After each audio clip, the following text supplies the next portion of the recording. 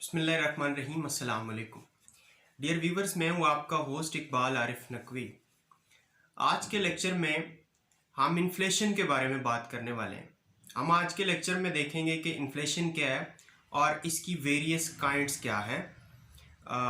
देखो, कोई भी इकोनॉमी का स्टूडेंट है या किसी भी सोशल साइंस का स्टूडेंट है, वो कोई स्टेट एक्टिविस्ट है, कोई फर्म है, कोई मैनेजर है, या किसी दीगर शोबा ज़िंदगी से उसका ताल्लुक है, तो उसको इन्फ्लेशन के बारे में इसलिए पता होना चाहिए कि इन्फ्लेशन एक यूनिवर्सल प्रॉब्लम है। दुनिया की किसी भी इकोनॉमी के लिए इन्फ्लेशन एक हॉट और मेजर इशू समझा जाता है। पाकिस्तान के अंदर भी इस वक्त इन्फ्लेशन जो कि 12 to 13% है, एक बहुत बड़ा इशू समझा जाता है। सो इसलिए हमें सबको पता होना चाहिए कि इन्फ्लेशन क्या है। इससे पहले कि मैं आपको इन्फ्लेशन के कॉजेस और इसके रिमूवल्स या मेजर्स की बात करूं, we should know about the different kinds of inflation. तो आज के लेक्चर में मैं आपसे ये शेयर करूंगा कि इन्फ्लेशन की मुख्तलिफ काइंड्स क्या हैं। देखो, सबसे पहले हम बात करते हैं कि इन्फ्लेशन है क्या। द ओवरऑल और general rise in price level in an economy over a period of time is called inflation। इसकी डेफिनेशन के बाद हम बात करेंगे इन्फ्लेशन की काइंड्स की। तो देखें, when we talk about the kinds of inflation, तो it is classified into 5 categories। जब हम 5 कैटेगरीज की बात करते हैं तो उसमें इन्फ्लेशन होता है on the basis of causes. Secondly हम देखते हैं anticipated versus unanticipated inflation. Thirdly, on the basis of degree, and fourth on the basis of employment। तो let we see first of all on the basis of causes। जब हम inflation की on the basis of causes की बात करते हैं तो ये फर्दर 5 टाइप्स में हम इसको क्लासिफाई करते हैं। सबसे पहले है demand pull inflation, then cost push inflation, profit induced inflation, budgetary inflation, monetary inflation and multi causal inflation. इसमें जब हम डिमांड पुल इन्फ्लेशन की बात करते हैं तो जब एग्रीगेटिवली ओवरऑल इकोनॉमी के अंदर डिमांड इंक्रीज हो जाती है तो हम इसे कहते हैं demand pull inflation. Demand curve overall shift कर जाता है। अगर हम डिमांड पुल इन्फ्लेशन के फैक्टर्स की बात करें कि क्या वजूहात बनती हैं, तो इसमें ओवरऑल जो मनी सप्लाई है वो इंक्रीज कर जाती है, जो गवर्नमेंट की स्पेंडिंग्स हैं या गवर्नमेंट के अखराजात हैं वो बढ़ जाते हैं, या उसके अलावा जो फैक्टर्स ऑफ प्रोडक्शन है उनकी इनकम बढ़ जाती है और वो इनकम बढ़ने की वजह से एग्रीगेटिवली डिमांड को बढ़ा देते हैं, जिसकी वजह से डिमांड पुल इन्फ्लेशन आता है। और सेकंड हमने बात की कॉस्ट पुश इन्फ्लेशन की। तो cost push inflation cost of production बढ़ जाने की वजह से आता है। इकोनॉमी में जितनी भी चीजें प्रोड्यूस हो रही होती हैं उनकी जब कॉस्ट बढ़ जाती है मुख्तलिफ वजूहात की बेस पे, वेजेस बढ़ जाने की वजह से, या फिर उसके अलावा शॉर्टेज ऑफ रॉ मटेरियल की वजह से, या प्राइसेस ऑफ रॉ मटेरियल बढ़ जाने की वजह से जब प्राइसेस बढ़ती हैं तो ये प्राइसेस का बढ़ना कॉस्ट की वजह से है, इसलिए हम इसे कॉस्ट पुश इन्फ्लेशन कहते हैं। और तीसरी हमने बात की प्रॉफिट इंड्यूस्ड इन्फ्लेशन की। देखें, समटाइम ऐसा होता है कि कुछ फर्म्स या कुछ जो कंपनीज हैं या कुछ बिजनेस यूनिट्स हैं वो अपने प्रॉफिट मार्जिन को ज्यादा करने के लिए अपनी मोनोपोलिस्ट पावर को एक्सरसाइज करके प्राइसेस को बढ़ा देती हैं, जिसकी वजह से इन्फ्लेशन आता है। इस किस्म के इन्फ्लेशन को हम प्रॉफिट इंड्यूस्ड इन्फ्लेशन कहते हैं। इसके बाद हमने बात की बजटरी इन्फ्लेशन की। तो बजटरी इन्फ्लेशन ऐसा इन्फ्लेशन है जो गवर्नमेंट के बजट डेफिसिट की वजह से आता है।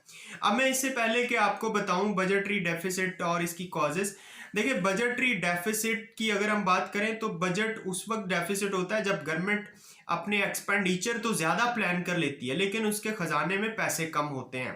तो कंसीक्वेंटली गवर्नमेंट क्या करती है, वो कुछ बैंक्स की तरफ से कुछ बैंक से या फिर उसके अलावा कोई इंटरनेशनल एजेंसीज से वो लोन लेती है और उसकी वजह से इन्फ्लेशन आ जाता है, क्योंकि उनको बैंक के चार्जेस और इंटरेस्ट वगैरह पे करना होता है तो चीज़ों की कीमतें बढ़ जाती हैं, तो इसकी वजह से इन्फ्लेशन आ जाता है जिसे हम बजटरी इन्फ्लेशन कहते हैं। Plus budgetary inflation purchasing power बढ़ जाने की वजह से भी होता है। अगर कंज्यूमर्स की परचेजिंग पावर बढ़ जाए without increase in production of goods and services तो इस वजह से भी इन्फ्लेशन आता है, जिसे हम बजटरी इन्फ्लेशन का नाम देते हैं।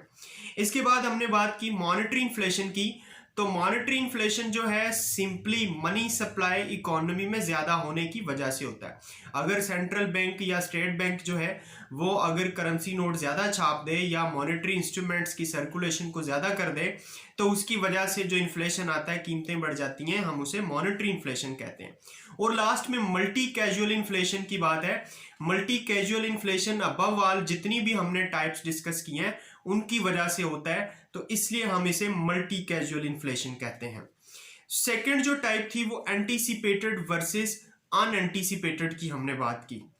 देखो, ऐसा रेट ऑफ इन्फ्लेशन जो के मेजॉरिटी ऑफ इंडिविजुअल एक्सपेक्ट कर रहे होते हैं और उनकी एक्सपेक्टेशंस की वजह से आता है, वो एंटीसिपेटेड इन्फ्लेशन कहलाता है। ठीक है। और इसके कन्वर्सली अनएंटीसिपेटेड इन्फ्लेशन ऐसा होता है जिसमें कोई भी इंडिविजुअल या मेजॉरिटी ऑफ इंडिविजुअल जिसे एक्सपेक्ट नहीं कर रहे होते, अनएक्सपेक्टेडली वो इन्फ्लेशन उनके ऊपर आ जाता है, हम उसको अनएंटीसिपेटेड इन्फ्लेशन का नाम देते हैं। और इसके बाद नेक्स्ट जो टाइप थी वो on the basis of rate थी। On the basis of rate अगर बात करें तो इन्फ्लेशन की 4 टाइप्स हैं, जिसमें क्रीपिंग इन्फ्लेशन है, जिसमें वर्किंग इन्फ्लेशन है, रनिंग इन्फ्लेशन है और हाइपर इन्फ्लेशन है।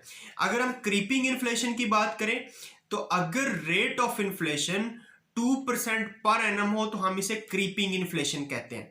इसी तरह अगर rate of inflation 5% per annum हो तो हम इसे वॉकिंग इन्फ्लेशन कहते हैं।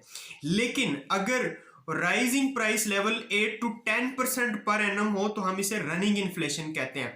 वेयर हाइपर इन्फ्लेशन जो है start after full employment level is achieved, उसके बाद ये शुरू होता है और शार्पली जो प्राइसेस हैं वो राइज करना शुरू कर देती है। नॉर्मली 11 to 3 डिजिट्स तक इसकी परसेंटेज ये इंक्रीज करता है, 11 to 100% आप कह सकते हैं। तो इस टाइप का जो इन्फ्लेशन है उसको हम हाइपर इन्फ्लेशन का नाम देते हैं। और इसके बाद हमने बात की थी on the basis of degree of control. अगर हम डिग्री ऑफ कंट्रोल की बात करें तो इसमें 2 इसकी टाइप्स हैं, एक ओपन इन्फ्लेशन होता है और एक सुप्रेस्ड इन्फ्लेशन होता है। देखिए ओपन इन्फ्लेशन क्या है। Open inflation is the process in which price level increases without government intervention, यानी गवर्नमेंट कोई फ्लोर प्राइसिंग की पॉलिसी नहीं लगाती, कोई प्राइस कंट्रोल या प्राइस सीलिंग की पॉलिसी नहीं लगाती, बगैर गवर्नमेंट की इंटरवेंशन के ही इन्फ्लेशन आ जाता है किसी भी वजह से, हम उसे ओपन इन्फ्लेशन का नाम देते हैं। लेकिन इसके कन्वर्सली जब हम सुप्रेस्ड इन्फ्लेशन की बात करें तो ये प्योरली गवर्नमेंट की पॉलिसीज की वजह से आता है। जब गवर्नमेंट कोई प्राइस कंट्रोल की पॉलिसी अप्लाई करती है प्रोड्यूसर्स के ऊपर, तो उस वक्त प्रोड्यूसर्स क्या करते हैं, वो मुख्तलिफ टैक्टिक्स इस्तेमाल करते हैं। जैसे अभी आपने करंटली देखा होगा आटा चीनी बहरान का, जिसमें ये रिपोर्ट्स आई कि आटा को और चीनी को उन्होंने ज़ख़ीरा किया और उसकी होर्डिंग की, उसकी स्मगलिंग हुई, उसको एक्सपोर्ट करके फिर इंपोर्ट किया गया वगैरह वगैरह। इन चीज़ों अब इन एक्सरसाइजेस की वजह से जब गवर्नमेंट जो है ये प्राइस कंट्रोल की पॉलिसी को एक्सरसाइज करती है तो जो प्रोड्यूसर है मोस्टली वो ब्लैक मार्केटिंग शुरू कर देते हैं, वो स्मगलिंग शुरू कर देते हैं, वो करप्शन स्टार्ट कर देते हैं, होर्डिंग स्टार्ट हो जाती है और प्रॉफिटियरिंग की एक्टिविटीज को जो प्रोड्यूसर्स हैं वो एक्सरसाइज करना शुरू कर देते हैं। तो इस वजह से जो इन्फ्लेशन आता है हम उसे सुप्रेस्ड इन्फ्लेशन कहते हैं। और सबसे फाइनल जो हमारी टाइप थी वो on the basis of employment थी। On the basis of employment अगर हम बात करें तो इसकी भी फर्दर 2 टाइप्स हैं, एक पार्शियल इन्फ्लेशन होता है और एक फुल इन्फ्लेशन होता है। देखो partial inflation comes partly in मुख्तलिफ sectors due to increase in cost of production. चीजों की कुछ सेक्टर्स के अंदर जब कॉस्ट ऑफ प्रोडक्शन बढ़ जाती है या फिर मनी सप्लाई जब बढ़ जाती है तो उसकी वजह से पार्शियली इन्फ्लेशन आ जाता है, जिसे हम पार्शियल इन्फ्लेशन कहते हैं। और इसी तरह अगर हम फुल इन्फ्लेशन की बात करें तो when economy reach at full employment level, तो फुल एम्प्लॉयमेंट लेवल के बाद जो इन्फ्लेशन स्टार्ट होता है हम उसे फुल इन्फ्लेशन कहते हैं। या फिर एक इसका और भी फैक्टर होता है कि जब मनी सप्लाई बढ़ जाती है without increase in output and employment, तो उसकी वजह से फुल इन्फ्लेशन आ जाता है। तो ये थी लास्ट टाइप हमारी इन्फ्लेशन की। उम्मीद है कि आपको टाइप्स ऑफ इन्फ्लेशन समझ आई होंगी। तो इनशाला अगर आपका फर्दर भी कोई क्वेश्चन है तो काइंडली आप हमारे वीडियो के कमेंट सेक्शन में लिखिएगा, इनशाला वी विल सेटिस्फाई यू। और अगले लेक्चर में इनशाला हम कॉजेज ऑफ इन्फ्लेशन की बात करेंगे।